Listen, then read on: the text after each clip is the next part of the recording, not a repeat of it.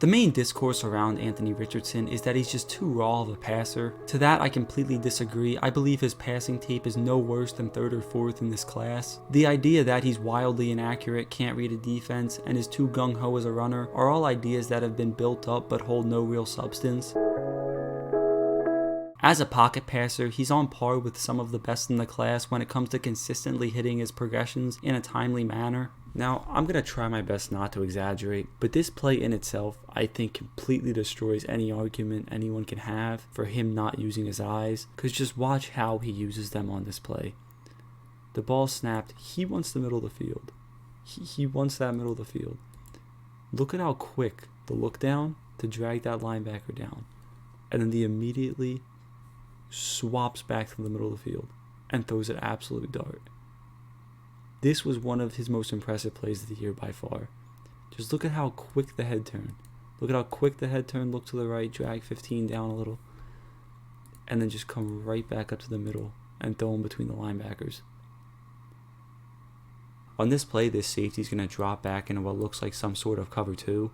As it was disguised though, Richardson's first look is to Pearsall, because if this is some sort of one high zone, he can try and settle down right here, because this linebacker obviously most likely wouldn't be there. But with the 2 high safety look, he comes back down to the short route, where he has his man for a first down if he can just hold on to what was a good ball. On this play right away, you notice 1 high safety, and notice where he is in relation to the ball. He's already fading to the wider side of the field. Now the close receiver here is going to run a seam, while the bottom receiver is going to run some sort of fade. So he knows the matchup is with this inside receiver against man or zone. Either way, it's a win. Because versus man, he's matched up against a linebacker, and versus zone, this linebacker is most likely going to sit down right here, and he can just fill in right there behind it. Because remember, this safety is already to the wider side of the play. So as soon as the ball is snapped, you see the safety open up his hips to the left right away, and then at that point, it's just waiting for the receiver to beat the linebacker, which, if this is man, he's just going to obviously beat him over the top, like he's not fast enough to keep up with him. And then against zone, this linebacker is just going to sit down right here probably, and then it's just waiting for him to fill in this gap right here, and you just hit it. So as you'll see, it's zone, this corner's bailing, he's going to sit down, and then Anthony Richardson really just needs to hit this throw. That's something you can develop. That's not something I'm worried about with him. He has the arm to make this throw, whether it's floating it over the top right here, or whether it's just absolutely lasering this ball into that small pocket right there.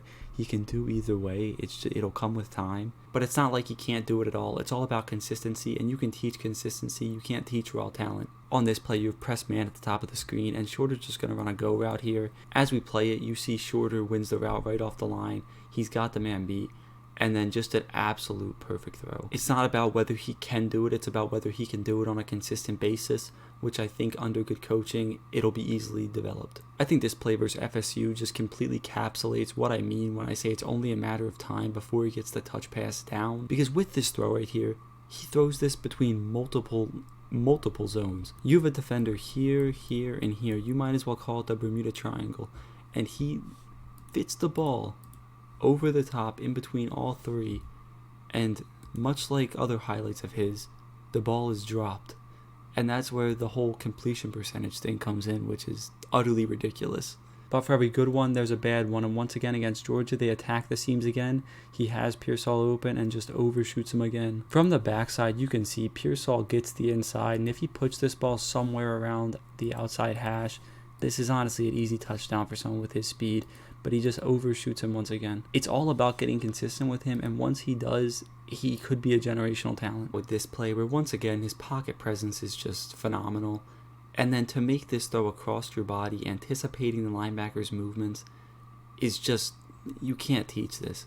You cannot teach this throw. Steps up in the pocket with a lineman in his face, and throws the ball behind the linebacker to where only his receiver can get it. But then you'll have people say he can't throw the football. I can't express enough how good his pocket presence is. I think it's the best in the draft, and that's saying a lot because Bryce is phenomenal. But for example, on this play, he's pressured off the edge right away, slides up in the pocket, has pressure from his right, slides to the left, has pressure from the left, slides to the right, and then flat-footed throws an absolute laser to the sideline. It's even more impressive from the backside because all while being pressured, you can see him processing every read, which for a supposed running back, you wouldn't expect him to be that good at doing. Like I said, most of his best plays are going to be in completions. That's just how the receiving core was. He's going to read from top to bottom with him on a go, him on a seam, and then Pearsall is going to go deep on the backside. As the ball snaps, surprise, surprise, he's immediately pressured, but reads top, middle, comes back to the bottom to Pearsall as he has his man beat, slides left, flicks the wrist, and throws an absolute dime 50 yards. If Pearsall didn't slow down, that's a 55-yard completion. And the minuscule amount of effort he has to put into this throw is truly disrespectful. Like, there is no effort in that ball, and it flies 50 yards. Now, there's going to be two routes to check on this. He's going to have the outside receiver come up into a hitch, and then he's going to have Pearsall come to the middle and sit down. He starts out with the outside receiver, looks right, he's covered, even if he runs his route, which I'm pretty sure he gets caught up. But then Pearsall, as a vertical threat, there's so much space right here because the safety has to back up. He can just sit down right here, and that's exactly what AR looks for, and he throws an absolute strike right on the money, and easy first down. And then just look at his eyes. You can read his eyes right here. He's looking left. Well, not yet, but looks left, and then comes back to Pearsall in the middle of the field.